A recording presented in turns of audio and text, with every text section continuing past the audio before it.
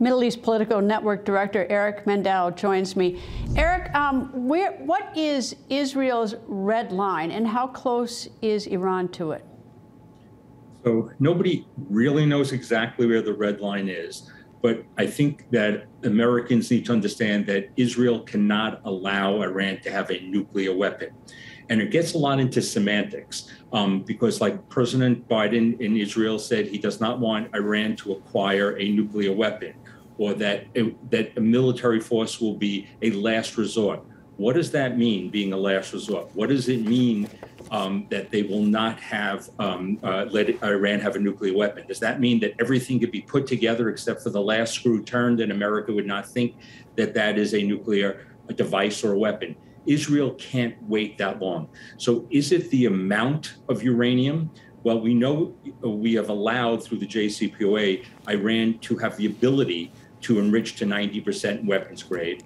Iran already has the ballistic missile capability to deliver missiles to hit Israel or really almost any place in the region.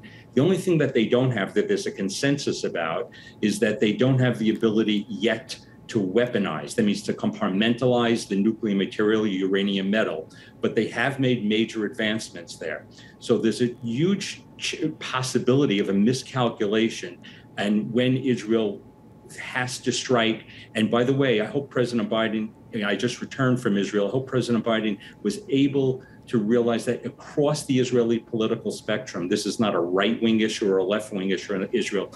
Israel across the political spectrum cannot have Iran be a nuclear-capable weapon where they can have hegemony and have free reign with their terrorism, human rights abuses. So this is an American and an Israeli and a regional security issue. Okay, so we don't know exactly how far Iran is on a nuclear weapon. We know that they have a delivery system, that they can put it on ballistic. What we don't think they can do now is basically miniaturize it and put it into a warhead to put it on the missile. So we have that. And so we don't know exactly even where Israel will cause that, will name the red line. Is it when they get the bombers or when they miniaturize or whatever? So we have that sort of uncertainty. But we also have another issue, is that suppose, because Israel can't live with the fact that Iran would have a nuclear weapon with a delivery system, but if they should cross that red line in Israel's mind and Israel should take out their nuclear facility, Hezbollah is sitting there with about 150,000 missiles pointed at Israel. Then what? It's not just Hezbollah, which is under control of Iran. Remember, Iran, through Elite Afaq, basically the supreme leader, is basically in charge of, as he believes, the Shiites around the world, and certainly Hezbollah and Nasrallah listen to him. So you have 150,000 missiles there, many precision guided. You have Iranian control in large parts of Iraq through the Popular Mobilization Units. You have Iran now in control of large parts of Syria. You have Iran aligned with Hamas. You have the Houthis who also are aligned with the Iranian Republic, and they can strike. So Israel has a ring of fire around it. But Israel believes it can sustain this, and if they attack, if Israel has to preemptively attack, but by the way, Israel has been attacking allegedly through targeted assassination, cyber attacks, but going for a large-scale kinetic attack is something Israel is capable of and will become more capable of. This is based upon my meetings with intelligence officials.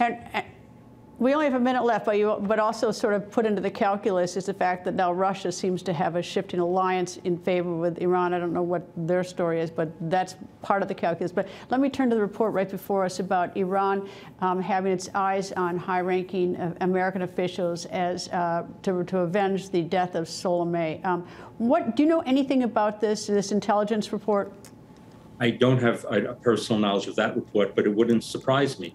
The Iranians have so much American blood on their hands over years from IEDs that they supplied that killed our soldiers in Iraq, and they have committed terrorism around the world. Just remember, our State Department for decades has called them the world's leading state sponsor of terror, and they have American blood and many of our allies' blood on their hands. Remember, the regime is smart, but it is ideologically driven. And they do want to survive, but they will take chances that don't necessarily follow our Western calculus. Eric Mandel, thank you very much, sir. Thank you for joining me. My pleasure. Thank you, Greta.